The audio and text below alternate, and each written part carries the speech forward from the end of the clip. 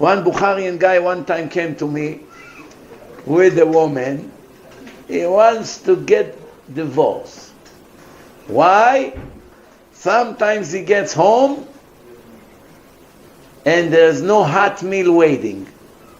Like in his house, he got used to his mother always make a hot meal for the father.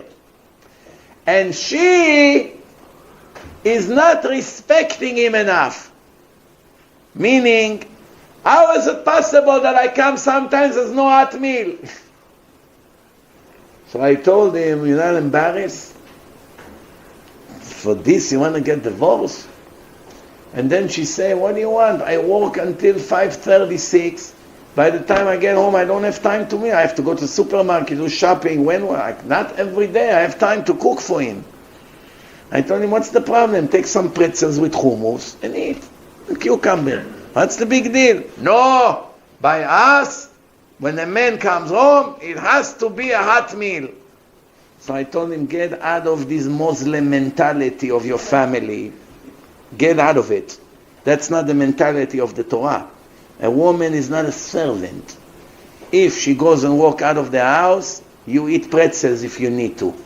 Or you just pick up something from the restaurant. Don't put extra pressure on her. You should come and say to her, don't cook.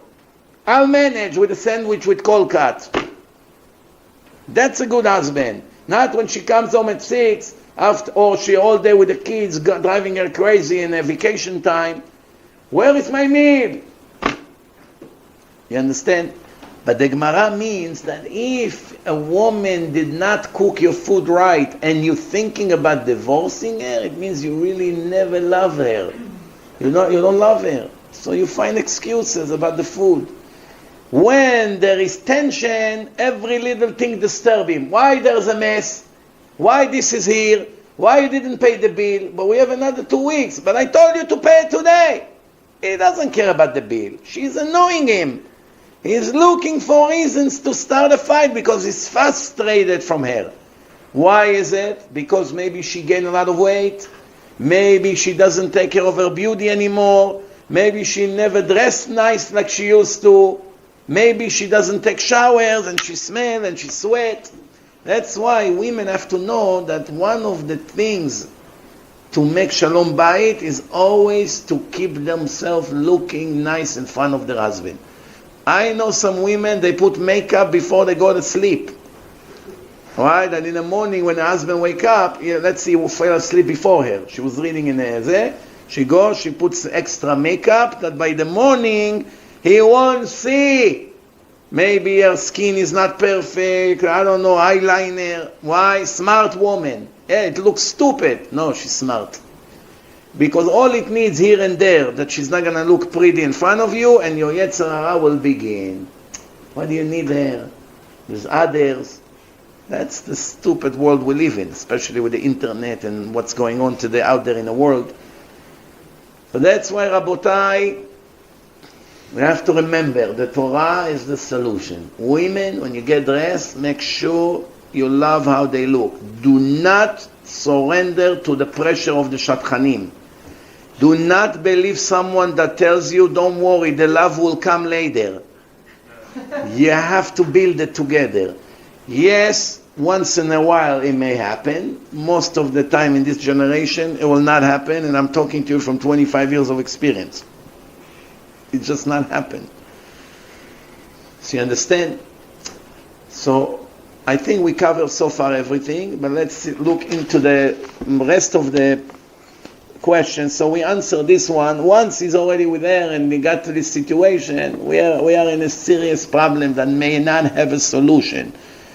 The solution was not to get married in first place. Why? Because you never liked her. Same thing women. You don't like the way he looks. There's no point. He's the best learner in the yeshiva. He's going to be the new Rav Ovadia Yosef. But how will I live with him in the same room for 50 years if I don't like him? That's what Hashem expects me to suffer 50 years? That because he's sitting in yeshiva and learning? In this generation, that's what Hashem expects from young girls? It's not going to last a year. She's going to always be depressed, always be sad. This is a disaster. You must like the woman and she must like the man. And if not, he can't get married. Better to stay single than to marry the wrong person. Remember this. You may be jealous with a lot of your friends that are married, and they may even have children, and you may sometimes go to their house for Shabbat, and you see a Shabbat with the family, and you think, I'm single, I'm 25, I'm 28, I'm 30, whatever the case is. There's nothing to be jealous with some of them.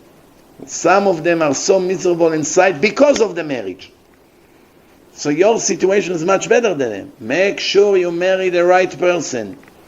And do not be pressured by anyone to make decision against your heart. The Stipler, the holy Stipler, the father of Rav Chaim Kanievsky, said that once there is a doubt,